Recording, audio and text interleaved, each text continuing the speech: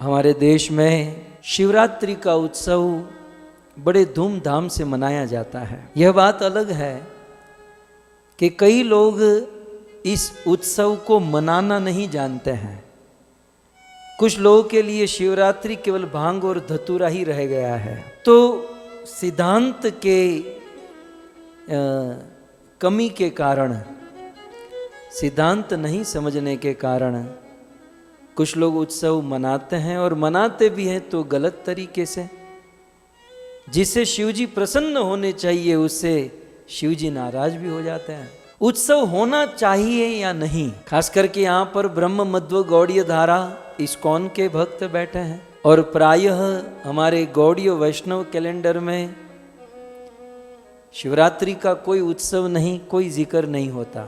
और इसमें बहुत सारे सत्य भी हैं और हम थोड़ा सा इस पर विचार करेंगे। श्रीपाद सनातन गोस्वामी हमारी ब्रह्म मध्व गौड़ीय धारा में श्रीपाद रूप गोस्वामी के बड़े भाई, चैतन्य महाप्रभु के परम शिष्य श्री सनातन गोस्वामी शिवरात्रि के विषय में क्या कहते हैं स्क्रीन पर आप देख सकते हैं। शिवरात्रि व्रतमिदं यद्यावश्य यद्यप्यावश्यकं हि न वैष्णवानां तथाप्यत्र सदाचारद विलिख्यते। यहाँ पर भी कंफ्यूजन है।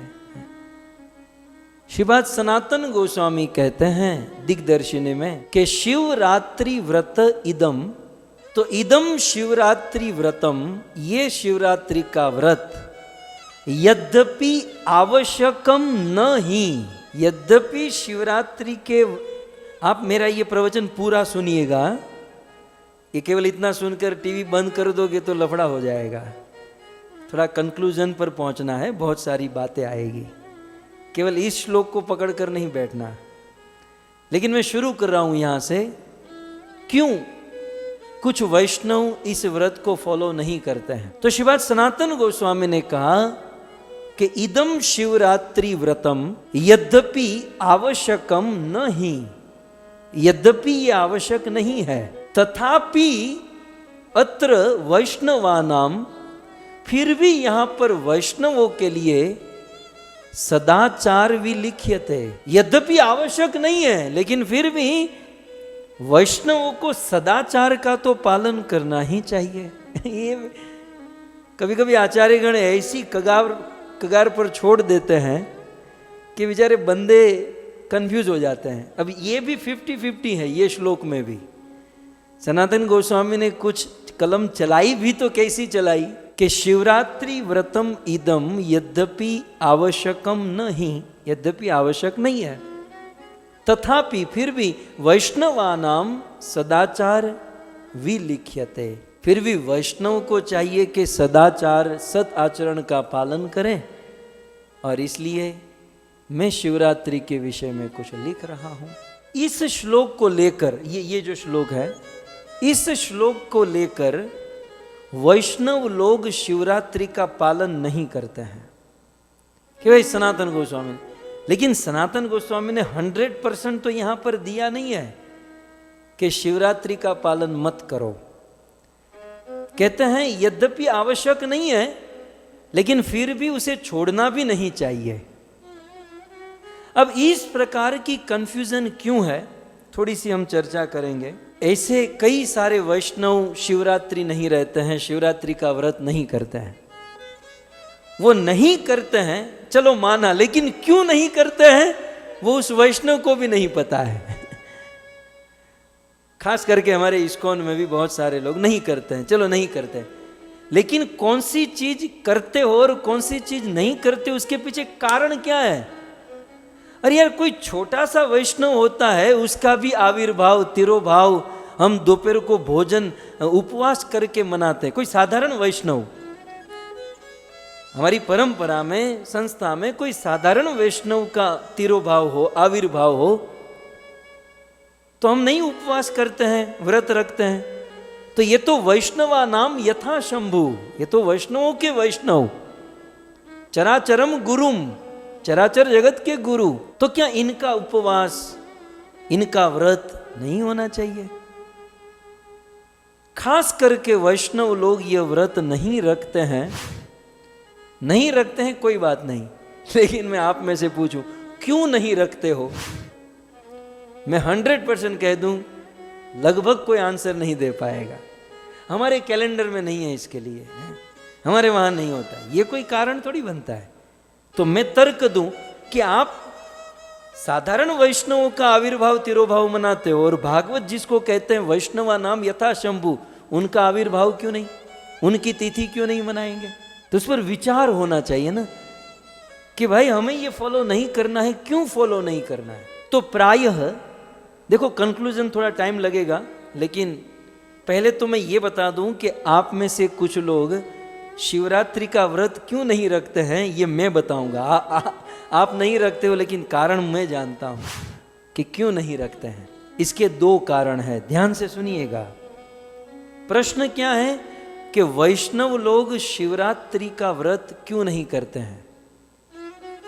इसके 2 कारण हैं। पहला कारण सीधे भागवत के 4थे स्कंद में पहुंचते हैं, जहां पर कथा आती है। आप सब जानते, मैं केवल स्मरण करा रहा हूं। कथा कुछ ऐसी है, दक्ष प्रजापति जब समस्त प्रजापतियों के राजा हुए और फिर एक दिन मीटिंग बुलवाई, सारे देवी देवता उस सभा में आए, ब्रह्मा शिव आदि सब लोग।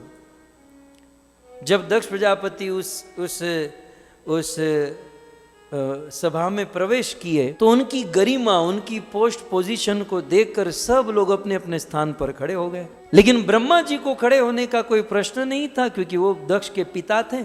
शिव जी को खड़ा होना चाहिए था, क्योंकि उनके ससुर हैं, लेकिन शिव जी खड़े नहीं हुए। अब जब शिव जी खड़े नहीं हुए तो दक्ष प्रजापति ने शिव जी को बहुत भला बुरा कह दिया, मेरा मूड नहीं हो रहा है वो सब भरा बुरा। लेकिन दक्ष ने बहुत बुरा कहा, बहुत गालियां दी दक्ष ने, और फिर दक्ष वहां से चला गया। जब दक्ष वहां से चला गया तब शिव जी ने तो सहन, शिव जी तो शिव जी हैं, वो तो सहनशीलता की मूर्ति है, वो तो शांति की भूमि है, करुणा का अवतार है, करुणा कर दी। बोलने वाले बोलते रहे, शिव जी को कोई फर्क नहीं पड़ा। लेकिन शिव जी के गण जो नंदी बाजू में बैठे थे वो श्राप देना जानते थे। भागवत में ये कथा मैत्रेय मुनि विदुर जी को सुनाते हैं।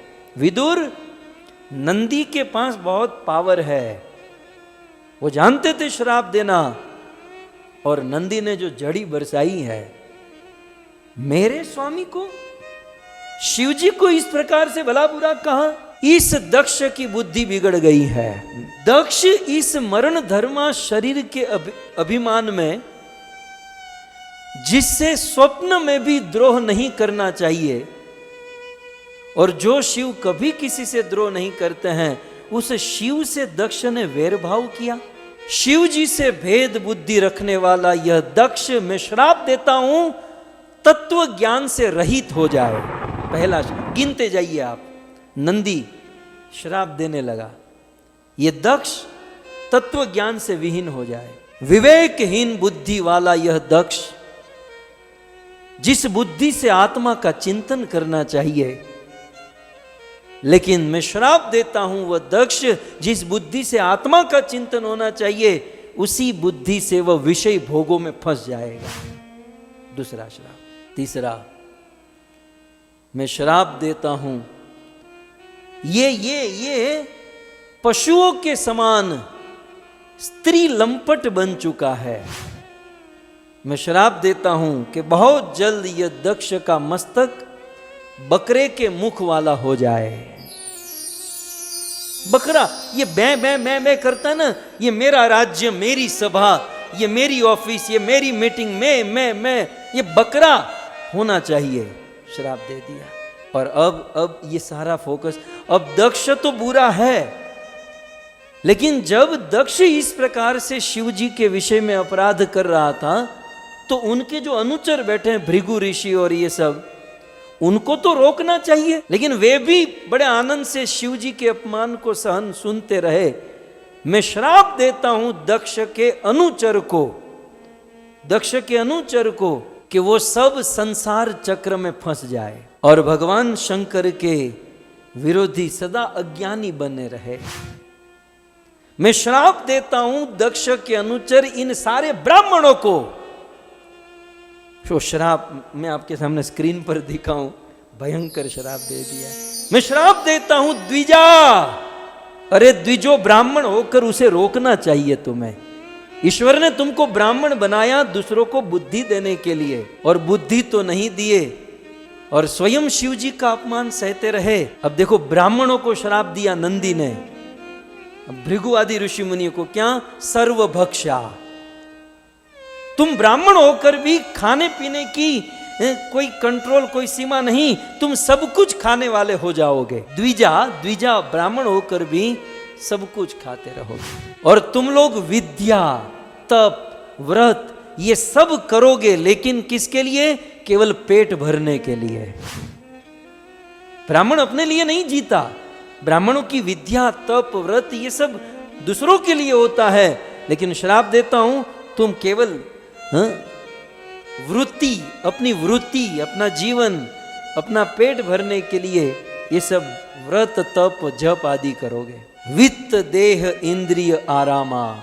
तुम लोग तनिक धन और तनिक शरीर इंद्रियों से प्रसन्न रहने वाले हो जाओगे। और याचका विचरंतु इह। और तुम लोग भिखारी होकर संसार में दर दर भटकते रहोगे। नंदी ने दक्ष को तो दिया, लेकिन दक्ष के जो अनुचर थे ब्राह्मणों को उठा लिया। तब मैत्रेय मुनि आगे कहते हैं, तस्येव वदतम श्रापम श्रुत्वा द्विज कुलाय वे। नंदी के मुख से निकले हुए इस श्राप को सुनकर ब्राह्मण कुल थर थर कांपने लगा। और सारे ब्राह्मणों में श्रेष्ठ भृगु ऋषि बैठे थे। सबने भृगु को कहा हम सहन नहीं करेंगे। तो भृगु प्रति सुजप छापम ब्रह्म दंडम दुरत्ययम। और फिर सभी ब्राह्मणों की ओर से भृगु ऋषि ने श्राप देना शुरू किया। अब तक नंदी ने श्राप दिया, अब भृगु ने श्राप दी। ध्यान से सुनिए, वैष्णव लोग शिवरात्रि क्यों नहीं रखते हैं, यहां पर आएगा। अब भृगु ऋषि क्या श्राप देते हैं? भव व्रत धरा ये च तान समनु व्रताः पाषण्डिनस्ते भवन्तु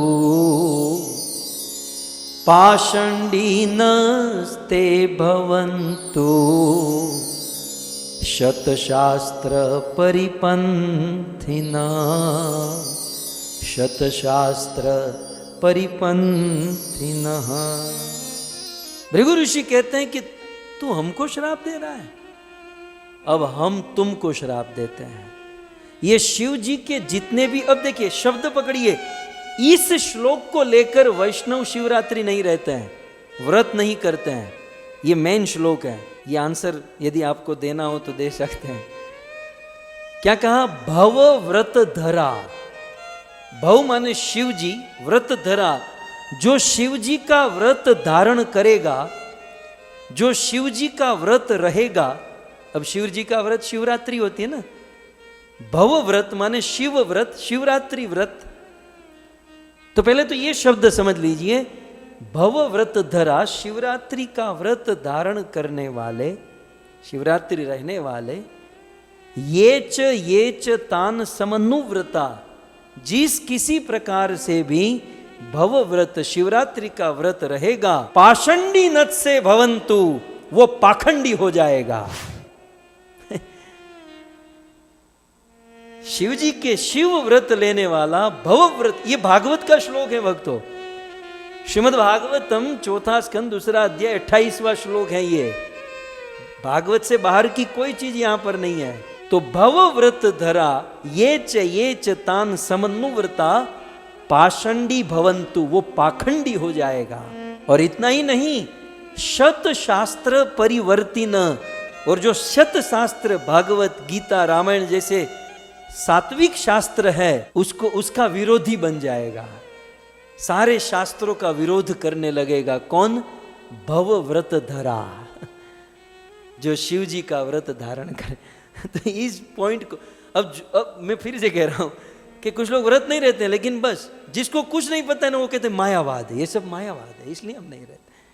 अरे पॉइंट यहां पर है, इस पॉइंट के चलते वैष्णव लोग व्रत नहीं रहते। लेकिन मैं कंक्लूजन दूंगा, केवल एक पॉइंट को पकड़कर बैठ जाना, लकीर के फकीर नहीं होना है। हमें किसी भी सिद्धांत के जड़ में जाना है, मूल में जाना है। तो इस प्रकार से यहां पर कह दिया कि भवव्रत धरा। और इतना ही नहीं, इससे देखो दो चीज हुई, एक तो पाखंडी शिव व्रत, शिवरात्रि व्रत करने वाला पाखंडी हो जाएगा और शास्त्रों का विरोधी हो जाएगा। फिर क्या होगा? और आगे कहते हैं नष्ट शौचा, उसकी पवित्रता नष्ट हो जाएगी। मुड्ढ धियो, उसकी बुद्धि मूढ़ हो जाएगी, मतलब चौथा माला खाली हो जाएगा। ये शिव व्रत के लिए ये सब श्राप मिला है। और जटा भस्म अस्थि धारिण, और फिर वो जटा धारण करेगा, शरीर में अस्थि धारण करेगा, भस्म धारण करेगा। विशंतु शिव दीक्षायाम यत्र देवम सुरा आसवम, और जो ये व्रत रहेगा वो सुरा आसवम शुरू हो जाएगा। राजा पाठ जानते ना, ऐसा भागवत में लिखा। और भी बहुत सारा श्राप है, लेकिन दो काफी है। तो इस प्रकार का श्राप मिला है किसे? जो शिव जी का व्रत धारण करेंगे उसे। इसलिए वैष्णवगण शिव व्रत नहीं रहता है। एक ओके, ये पॉइंट, यदि आप नहीं रहते हो तो आपको ये आंसर मैं दे रहा हूं। और दूसरा कारण क्या है कि वैष्णव शिव व्रत नहीं करते हैं? उसका दूसरा कारण क्या है? स्वयं भगवान ने कहा है। स्वयं भगवान ने क्या कहा? नान्यम देवम नमस्कुर्या न अन्य देवम निरीक्षयेत् चक्रांकित सदा तिष्ठन् मद्भक्त पांडुनंदन, मद्भक्त पांडुनंदन। ये स्वयं भगवान श्री कृष्ण ने पांडुनंदन अर्जुन और पांडवों को कहा। क्या कहा? कि हे पांडुनंदन, हे अर्जुन, ये युधिष्ठिर, न अन्य देव नमस्कुर्या, बोले मेरे अलावा किसी अन्य देव को न नमस्कुर्या, नमस्कार करने की जरूरत नहीं है।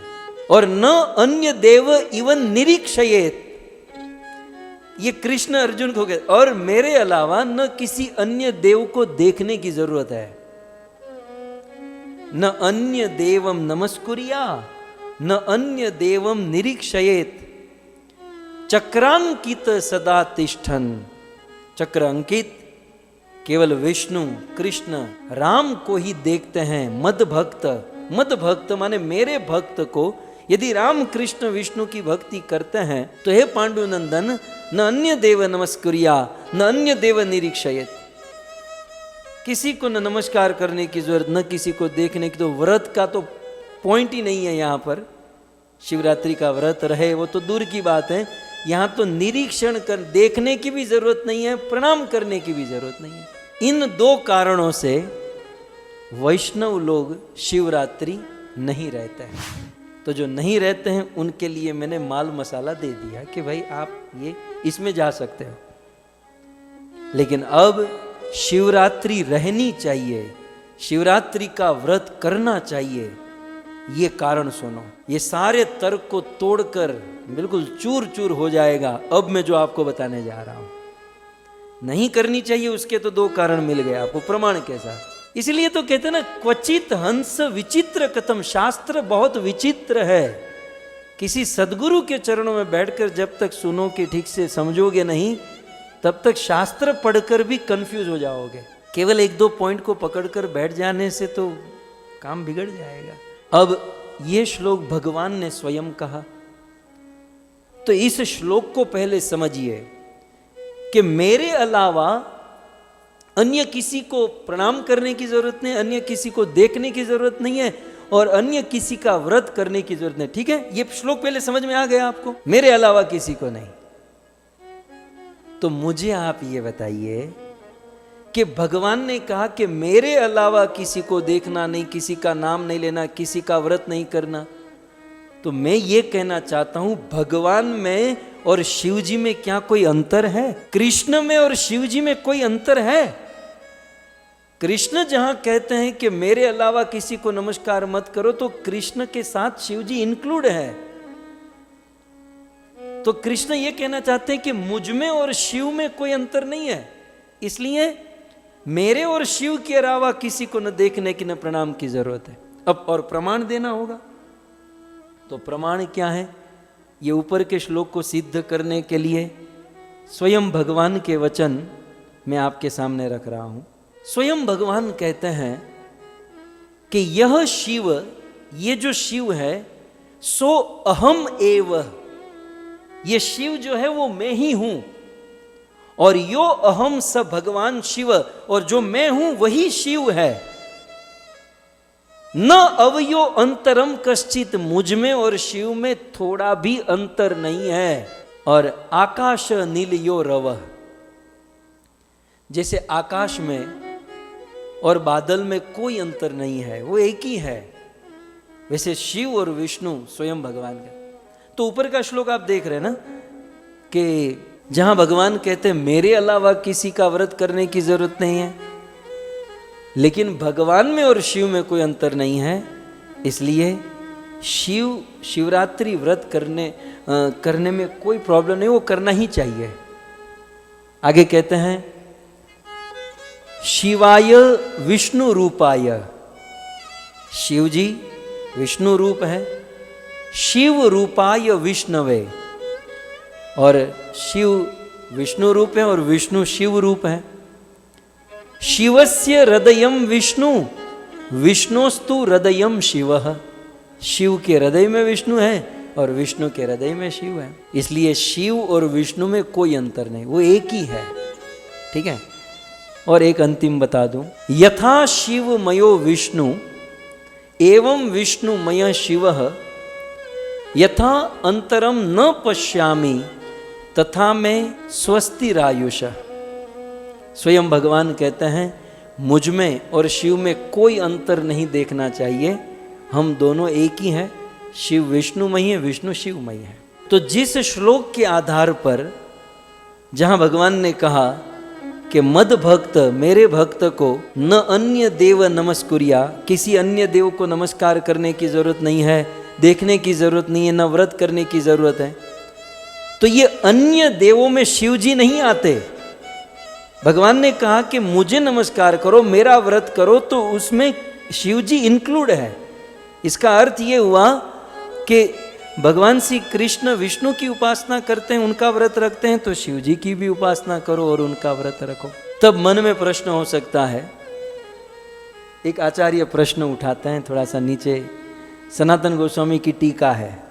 सनातन गोस्वामी अपनी टीका में कहते हैं कि ननु, प्रश्न उठाते हैं, बहुत सुंदर, आप थोड़ा संस्कृत थोड़ा प्रयास करेंगे तो आनंद आएगा, हमें तो आता है। सनातन गोस्वामी कहते हैं ननु वैष्णवानाम किम शिव व्रत करणे न, अरे भाई वैष्णवों को शिव व्रत में क्यों लगा रहे हो?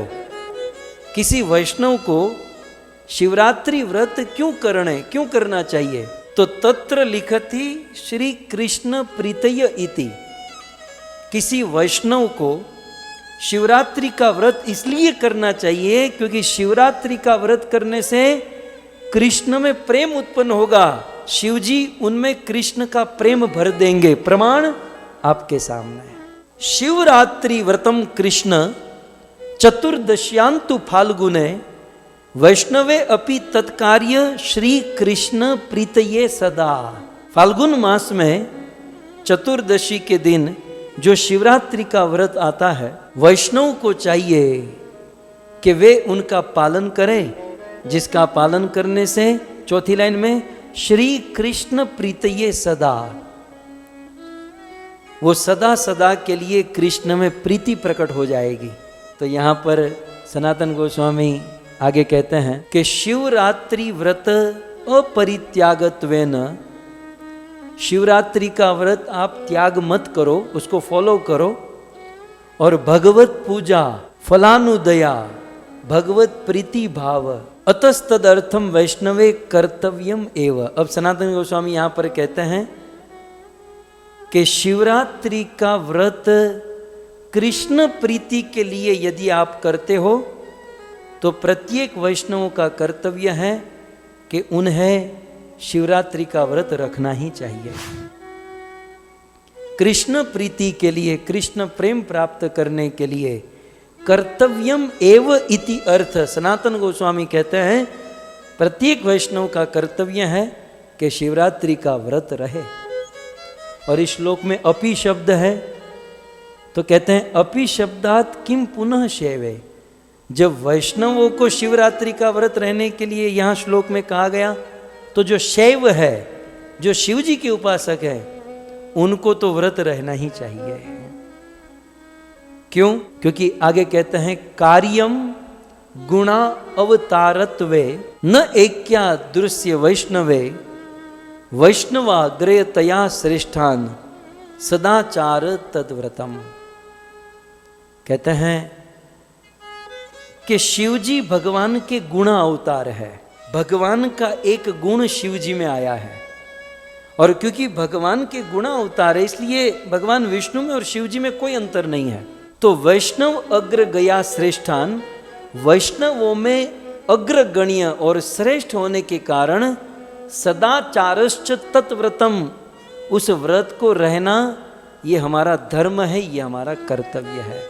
अच्छा, किसी ने पूछा कि शिवरात्रि का व्रत नहीं रहोगे तो क्या होगा? थोड़ा नेगेटिव भी देख लें। शिवरात्रि व्रत का पालन नहीं करेंगे तो क्या होगा? पद्म पुराण व्रत खंड में लिखा है, आप श्लोक में देख सकते हैं, सौरो वा वैष्णवो वान्यो देवांतर पूजक न पूजा फलम आपनोति शिव व्रत बहिर्मुख।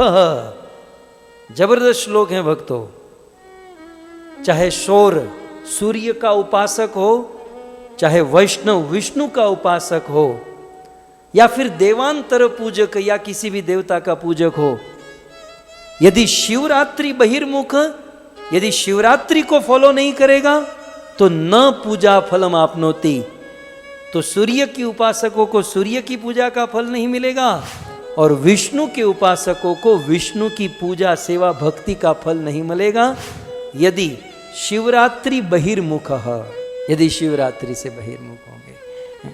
और फिर कूर्म पुराण में स्वयं भगवान कृष्ण भृगु ऋषि से कहते हैं, आप ऊपर श्लोक में देख सकते हैं, ये स्वयं भगवान कूर्म पुराण में भृगु ऋषि से कहते हैं, मद भक्त शंकर द्वेषी, मत द्वेषी शंकर प्रिय, उभौ तो नरकम यातो यावत चंद्र दिवा करो।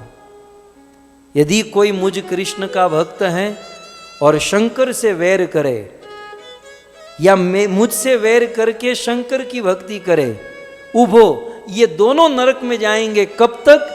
जब तक सूर्य और चांद इस संसार में है। तो यहां पर प्रश्न हो सकता है ना कि भाई ठीक है, हम द्वेष नहीं करते, क्या शिवरात्रि नहीं रहना ये द्वेष है? या तो द्वेष की बात हो रही ना कि भाई शिव जी से द्वेष नहीं करना चाहिए, तो शिवरात्रि नहीं रहना ये द्वेष थोड़ी होता है, ये द्वेष होता है। सनातन गोस्वामी कहते हैं कि द्विषंति इति, ये मूल श्लोक में जहां द्वेष की बात है ना, भगवान कृष्ण कहते हैं कोई मेरी भक्ति करे लेकिन शंकर से द्वेष करे, तो शंकर से द्वेष क्या है? तो सनातन गोस्वामी टीका में कहते हैं द्विषंतम इति, द्वेष का अर्थ है द्वेषस्तु तम व्रत आकरण आदिना तद अनादर लक्षणम एव। किसी भी व्रत के प्रति अनादर करना, किसी व्रत के प्रति अनादर करना, ये उस व्यक्ति के प्रति द्वेष है, ये द्वेष कंसीडर होता है। तो तुम व्रत अन आदिना, व्रत का अनादर करना, ये द्वेष ही माना जाता है। और कैसा द्वेष? यदा गुरु देवता आदि द्रोह एवं निंदती, सो इस प्रकार से इन श्लोकों के द्वारा, और भक्तों मैं तो लास्ट में कंक्लूजन में यही कहना चाहूँगा कि हम शिवरात्रि व्रत का पालन क्यों करें, क्योंकि शिवरात्रि व्रत का पालन करने से भगवान का शुद्ध प्रेम प्राप्त होता है। कृष्ण के प्रति रात दिन हम जो लगे हुए हैं ना, ये तो करते रहना है, लेकिन शिव की कृपा हो जाए तो सीधे कृष्ण प्रेम को प्राप्त करवा सकते हैं। ये शिव जी के अंदर क्वालिफिकेशन है, अन्य कोई देवता में ये सब नहीं है, लेकिन शिव चाहे तो ये कर सकते हैं। और उसका जबरदस्त प्रमाण श्लोक में आपके सामने लास्ट में बताना चाहता हूँ। श्री कृष्णे वैष्णवानंतो प्रेम भक्ति विवर्धते कृष्ण भक्ति रसासार कृष्ण भक्ति रसासार वर्षि रुद्रानुकंपया वर्षि रुद्रानुकंपया। श्री कृष्ण वैष्णवानंतो, वैष्णवों को भगवान श्री कृष्ण के प्रति प्रेम भक्ति विवर्धते, प्रेम की भक्ति वर्धते माने बढ़ना, विवर्धते माने भयंकर स्पीड से बढ़ना, मतलब विवर्तते मतलब बहुत ज्यादा बढ़ना। तो वैष्णवानंतु श्री कृष्ण, वैष्णवों को भगवान श्री कृष्ण में प्रेम भक्ति बढ़ेगी और कृष्ण भक्ति रस सार वर्षी, कृष्ण भक्ति रस सार की वर्षा होगी। कब? रुद्र अनुकंपया, यदि रुद्र कृपा कर दे, यदि शिवजी अनुकंपित हो जाए, शिवजी की करुणा हो जाए, तो ये कृष्ण भक्ति की कृपा। तो यहाँ पर तो शिवरात्रि की कोई बात नहीं है ना, यहाँ तो बात इतनी सी है कि रुद्र अनुकंपया, रुद्र की अनुकंपा हो जाए तो कृष्ण भक्ति रस की वर्षा हो सकती है। तब श्रीपाद सनातन गोस्वामी कहते हैं, ननु श्री कृष्ण चरणारविंद भक्त अपेक्ष कारणम वैष्णवानाम शिवव्रतेन किम स्यात् इति अपेक्षायाम लिखति श्री कृष्ण इति। अरे भाई, शिवरात्रि रहने से कृष्ण में प्रेम बढ़ेगा, प्रेम भक्ति विवर्धते, कृष्ण में प्रेम भक्ति विवर्धित हो जाएगी।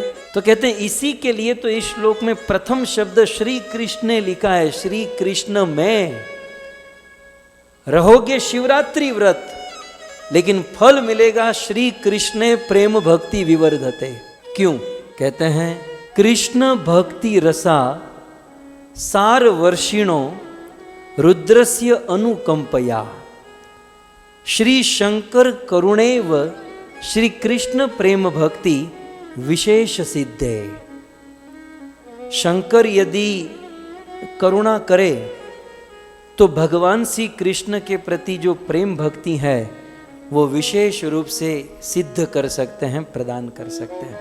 तो कंक्लूजन ये है कि प्रत्येक वैष्णव को शिवरात्रि का व्रत रहना चाहिए। क्यों?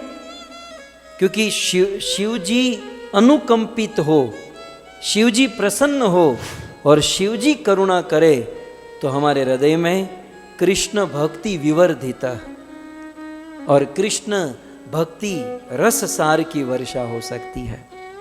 इसलिए हम प्रत्येक वैष्णव को इस व्रत का पालन करना चाहिए और सदैव शिव जी का इस प्रकार से आश्रय लेना चाहिए। तो शिवरात्रि के विषय में कुछ शास्त्रों के अनुसंधान में मैंने आप सबको ये निवेदन किया। और हाँ, अवश्य भक्त को चाहिए, अब जो नहीं करते हैं उनके लिए भी बता दिया, वो भी खुश, और जिसको करना है कृष्ण प्रेम कृष्ण भक्ति विवर्धित, तो उनके लिए भी पालन करना चाहिए। सो अवश्य पालन करना चाहिए। ऐसा कहते हैं कि मैंने तो बहुत कुछ पढ़ा है, मैंने तो बहुत कम दिखाया आपको, भाई शिवरात्रि के दिन उपवास करना चाहिए। और हो सकता है कि आप उपवास न कर सको, लेकिन फिर भी यदि जागरण करते हो ना तो भी कृष्ण प्रेम प्राप्त होगा। तो जागरण भी करो और उपवास भी करो, और यदि फॉलो करो, 365 दिन में एक दिन करने में क्या जाता है, शिव जी प्रसन्न हो जाते हैं।